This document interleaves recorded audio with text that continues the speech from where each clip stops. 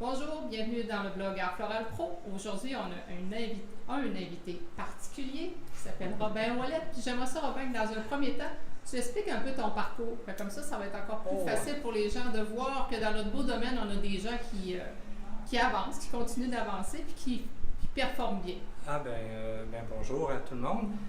Merci de me recevoir, premièrement. Mon parcours, mon Dieu, j'ai commencé à 17 ans, je viens de Rimouski, donc chez Roland Fleuriste à l'époque, qui était le fleuriste le plus réputé de la région, évidemment. Et ma patronne de l'époque, Mme Bertrand d'Italien, croyait vraiment en moi. Fait qu'elle m'a donné vraiment des chances. Et j'ai travaillé là-bas en développant plusieurs techniques différentes et aussi avec une clientèle très particulière. C'était beaucoup les professeurs d'université, juges, avocats. J'étais très privilégié, mais aussi j'étais tellement excentrique qu'ils venaient voir la bébite du coin. Et puis, j'en profitais pour montrer que j'étais professionnel, pas seulement excentrique. Et après ça, je suis déménagé à Montréal.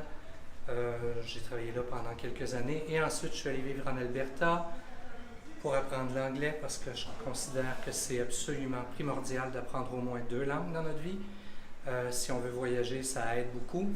Et puis ensuite, j'ai été directeur artistique chez Gian Rocco, qui n'existe plus malheureusement, mais bon, à l'époque, on avait vraiment une très très belle clientèle.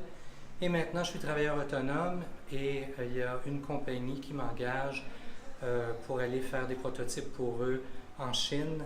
Et ces prototypes-là sont ensuite vendus à travers le monde. Wow! Oui, je suis très, très, très heureux de mon parcours. J'ai travaillé fort, mais ça porte fruit. On pourrait dire que tu es un peu aussi directeur artistique de chez Gino Signature, parce que c'est ici que nous sommes aujourd'hui. Ouais. Et on va voir, ni plus ni moins, qu'on va apprécier, puis avec tes commentaires, la piste que suivie pour réaliser l'entrée, ni plus ni moins, du salon, du showroom de chez Gino Signature. C'est certain que le propriétaire, Gino de Petrillo, lui et moi, on se connaît depuis presque 30 ans. Et puis, il y a une confiance absolue l'un envers l'autre. Alors, évidemment, quand Gino a ouvert son entreprise, c'était évident qu'il allait faire appel à mes services. Et ce que j'aime beaucoup de Gino, c'est qu'il me laisse carte blanche. Je fais toujours ce que je veux.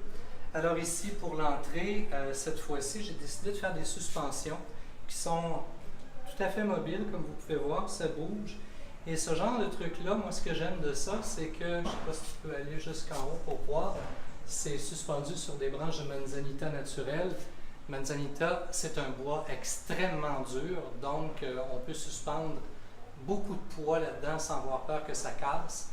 Et ces structures-là que j'ai suspendues, c'est des choses qu'on pourrait louer pour soit des mariages ou pour une occasion particulière. Ça peut être un baptême, ça peut être n'importe quoi. Ça pourrait même être suspendu dans un hall d'hôtel ou des espaces plus grands, mais en fait des espaces hauts, mais qui ne sont pas très larges. Alors, moi, ce que j'aime de ça, c'est que c'est beau de tous les côtés et qu'il n'y a absolument rien de coupé. Je ne sais pas si tu peux voir, mais ici, j'ai fixé avec tout simplement des branches artificielles de Zelkova. Donc, c'est esthétique, mais en même temps, ça m'a permis de tout simplement fixer mes éléments sans jamais couper quoi que ce soit. Et les bouts de tiges, comme les tiges de l'hydrangée ici, sont tout simplement camouflés au travers de la verdure. Vous voyez, tiens. Vous voyez, il y a quand même des tie wraps noirs comme ça qui me permettent de bien fixer solidement. Donc, c'est très solide. Et après la saison, on peut tout démonter et récupérer nos matériaux pour faire autre chose sans jamais avoir coupé quoi que ce soit.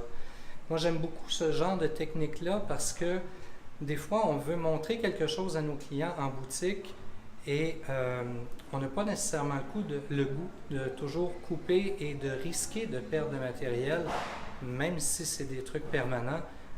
On sait, toutes les boutiques ont des boîtes de retail de n'importe quelle sorte Et ça, c'est un gouffre financier épouvantable. Il faut toujours éviter ça.